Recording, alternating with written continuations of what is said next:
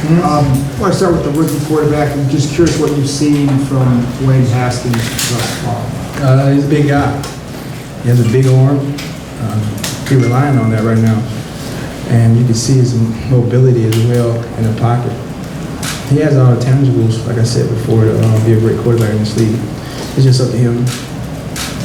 It takes time, as in everything, to be groomed and to see a pro-style defense.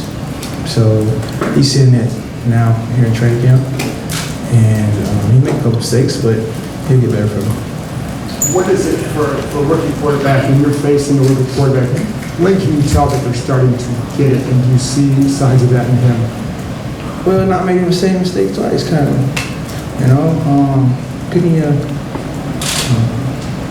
Picking your points or your targets that you want to go after. Trying to actually thread the ball in there and when not. I think it was a play where he ate the ball. Before he did that, he ended up throwing it into double coverage.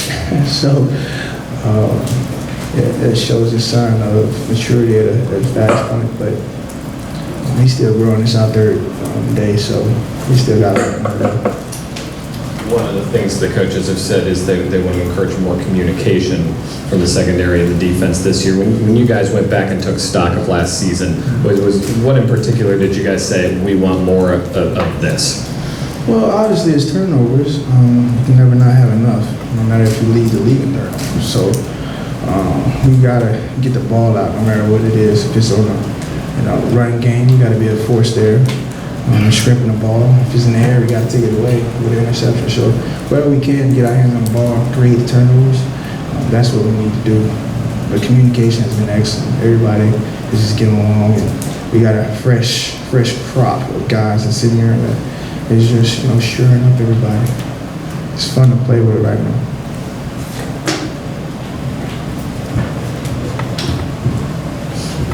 Josh, obviously you had a pretty busy offseason with bull jumping and all that. What does that mentally do for you in terms of getting you ready for football, to get away from football the way you do? Well, it's showing. It's like I can tackle anything, literally. But at the same time, I don't know, maybe run out the way of it. But it's all fun and games. I feel like for me, it's back to backyard football, kind of. See ball, get ball. And I'm feeling so loose and relaxed just because I've been through a roller coaster off season. So coming in here now, I think I put a lot of things in buckets. I know how to turn the switch off and turn it on. A lot of people don't have that ability, so they have to do certain things for a long period of time. But for me, hey, when it's go time, I suit it up. Let's get it going. When I'm not, then I'm not. Trust me. So. Now that we are, it's go time. I'm having fun with it. One more on the offseason, Josh. Building the facility in your hometown in Greenwood. Yeah. As a kid, is that something you ever thought you'd be able to do? What does that mean for you? Well, it means everything. When I wear it today, Stars 24, a nonprofit organization. It means literally the world. I've done so much. I've pretty much did every thrill-seeking thing I could think of. And pretty much helped out so many individuals, not even individuals, just companies and people, all in one sense. But to build a teen center in my hometown, that pretty much takes the cake for me. That is the pinnacle of what I've worked for all this time and what I've been able to obtain through God's grace and His blessings. So I'll be able to give back to a kid. So from their dreams, they can actually go out and live their lives through it. And they can do that from Stars 24, the Boys and Girls Club of America Team Center, and they're in Greenwood, South Carolina. So it's a big thing for me. It is pretty much everything I've worked up to thus far. I don't mean this garish, but I think it's a relevant part of the conversation. Mm-hmm. How much did that cost? Oh man, it costs kids' faces to be lit up. That's what it costs. And you can do that. That's a big check. Yeah, I take that one on the chin every time. So yeah, I don't know, there's records for that stuff. Jeez. Josh, over here. Could you speak on partnering up with Landon Collins? You're kind of the veteran in the DB room. Yeah. So how are you mentoring with them? How are you meshing with Landon and the younger guys? Everyone comes to you now as the veteran, as the one with the experience. So how's it mentoring with them and working with Landon Collins as well? Oh my gosh, just let them guys be them. I don't pretty much be an enforcer or anything. I mean, they know, but I don't try to step my bounds and be a dictatorship or anything like that. No, I let those guys be themselves and we have fun. And don't nobody get out of line or nothing like that. It's just everybody is talking, everybody is on a cool level with each other. We can have a conversation, and if something don't work out, guess what? We talk about it and we fix it. I want to work with those guys more than I think they want to work with me. So it goes hand in hand with playing with a guy like that, and along with our group. It's just a tremendous feel this year. It really is.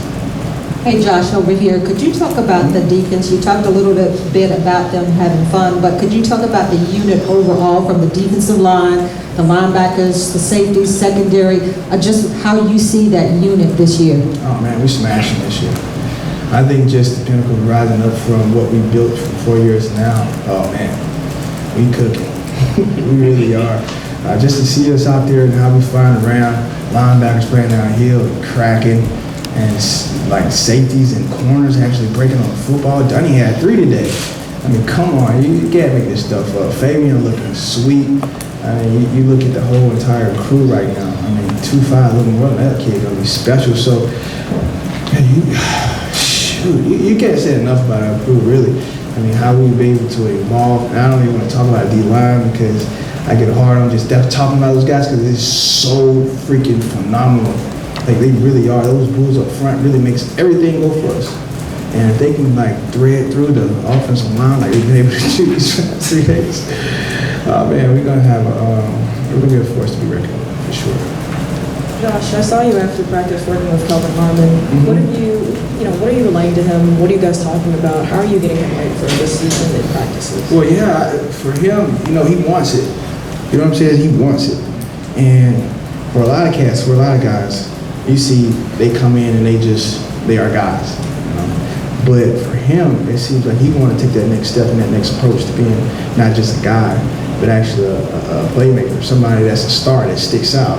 And he wants to learn because, on the line, I think that's where he feels that he needs more work at. So that's where he wants to work and get better at. And for somebody like that young to actually want to come in and get work, man, that says a lot for him, not only him, as his character, because he's able to form up, he's able to go against, someone that is superior. And I just want to show him tips here and there where he can get off and he can actually be better on the line than before. And everything he's able to do, I think he got me on, it's like a 2-on-2 earlier. I told him quick, he hit me with a quick and I didn't even know it came. It came out and he ended up catching the ball on these one-on-ones and it was just like, okay, that was nice. So he formed up, so he actually learned, and it's a good thing to see. Josh, back here. I've asked a couple players this question, now it's your turn. What are 7 essential items you need to make it through training camp? Oh my gosh.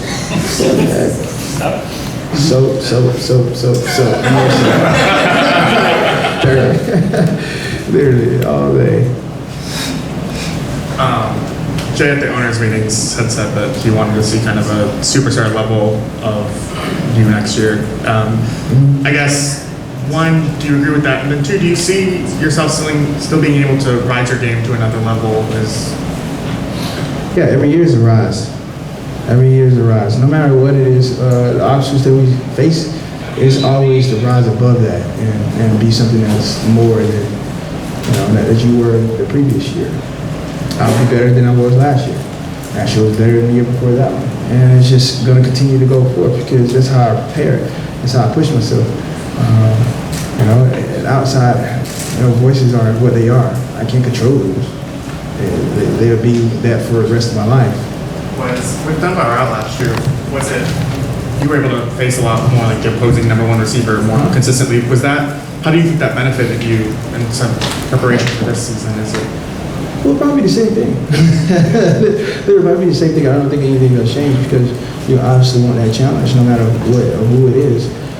So I think just working within the defense and the scheme of what is being called, It's going to benefit everybody. Let's do Johnson with that, then you, and then Kyle, you got the last one. Trying to get an assessment of the receiving corps, especially some of the young guys, now that you're actually getting out there, going up against McLaurin and some of the others. What's your impression of this group? My impression of this group, they're fast. These guys are fast, they caddy, they scatty. That's Jay Kroc, though. He likes those little guys that can get in and out and then get going when they get the ball, get vertical. So you've seen a lot of that, being able to change. And, they do a really good job, man. They really do. There's not as much credit as they get. If you ain't out there covering, you will see different. You know what I'm saying? So they actually are playing pretty well right now for us. If they can get the ball off. Our lines are just animalistic, man. They are just, gosh, that good. Josh here in the back. What is working with Ray Horton, the new defensive backs coach, like? Man, it's fresh. It really is. You cannot, no matter what you do, substitute pretty much everything about veteran leadership in that guy. Experience at its best. No matter where you go or what you do, you want to have that experience. Because I can pull from him to be like, what can I change here? Because he's played it, he's coached it, he's done it.